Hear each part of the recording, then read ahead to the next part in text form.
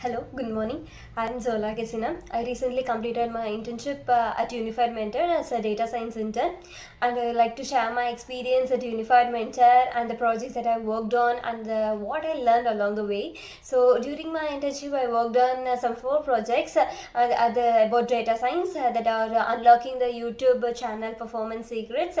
There I explored and analyzed key insights and the trends using channel metrics and used bikes predictions. I deployed in a Streamlight. So there you can predict the bike resale prices, and then I worked on personal healthcare recommendation. There I focused on mainly about the diabetes risk prediction. It will predict if the person is at risk or not. If the person is at risk, it will give the lifestyle suggestion to lead a healthy life. And then coffee sales analysis.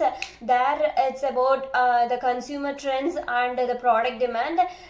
It's helped me to apply both my technical and analytical skills, and it's helped me to handle the end-to-end data science projects independently. I feel more confident to do the real world projects more. Finally, it was a great opportunity to apply my classroom concepts in the real world practical projects.